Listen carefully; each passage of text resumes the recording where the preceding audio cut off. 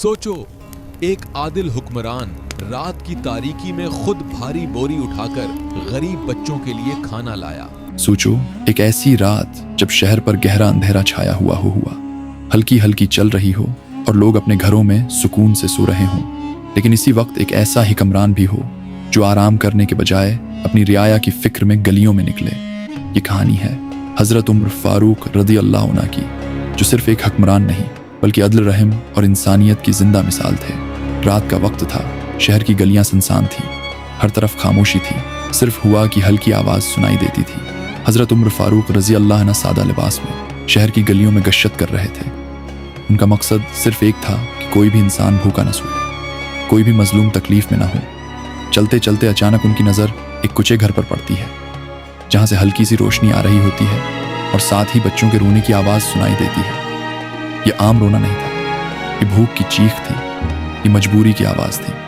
हजरत उमर रज़ी अल्लाह अन्हु रक जाते हैं और आहिस्ता से इस घर के करीब जाते हैं। वो देखते हैं कि एक औरत चौलाहे के पास बैठी है, उसके सामने एक हांडी रखी हुई है और उसके बच्चे इसके पास बैठे भौंक से रो रहे हैं और बार बार खाना मांग रहे हैं। औरत उन बच्चों को तसल्ली दे रही होती है कि थोड़ी देर सब्र करो, खाना तैयार हो रहा है। लेकिन हकीकत ये होती है कि इस हांडी में कुछ भी नहीं होता, सिर्फ पानी उबल रहा होता है ताकि बच्चे ये समझें कि खाना बन रहा है और शायद वो इंतज़ार करते करते सो जाए।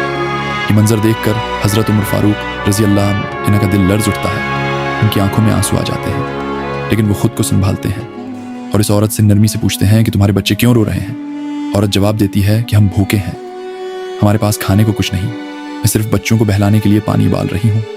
फिर वो औरत एक ऐसी बात कहती है जो दिल को हिला देती है। वो कहती है कि अल्लाह क़यामत के दिन उमर से पूछेगा कि उसने हमारी हालत क्यों नहीं देखी।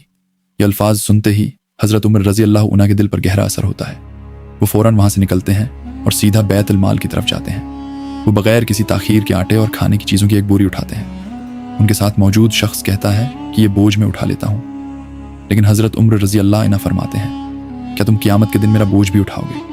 ये कहकर वो खुद वो बोरी अपने कुंधे पर उठा लेते हैं। सोचो, एक ऐसा हुक्मरान जिसके पास अख्तियार भी है, ताकत भी है, वो खुद अंधेरी रात में बोरी उठाकर चल रहा है, सिर्फ इसलिए कि उसकी राया भूखी न रहे। वो तेज़ी से इस घर की तरफ वापस आते हैं। उनके कदमों में जल्दी होती है और दिल में सिर्फ एक ही जज्बा होता है, मदद करने का। घर के करीब पहुंचकर वो खामोशी से बोरी रखते हैं और खुद चौल्हे के पास बैठ जाते हैं। वो आटा निकालते हैं और खुद खाना बनाना शुरू कर देते हैं।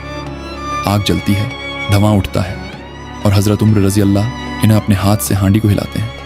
ये मंजर इतना अजीम होता है कि उसे अल्फाज में बयान करना मुश्किल है। एक ऐसा हुक्मरान जो चाहता तो सिर्फ हुक्म दे देता, लेकिन वो खुद अपने हाथ से खाना बना रहा है। जब खाना तैयार हो जाता है तो वो बच्चों को अपने पास बुलाते हैं और उन्हें अपने हाथ से खाना खिलाते हैं। बच्चों के चेहरों पर खुशी आ जाती है, उनकी भूख खत्म होने लगती है और उनकी आंखों में सुकून आ जाता है। हजरत उमर रज़ी अल्लाह अन्हु फौरन वहाँ से नहीं जाते, बल्कि कुछ फासले पर बैठकर बच्चों को देखते रहते हैं, यहाँ तक कि वो हंसते हुए नजर आने लगते हैं।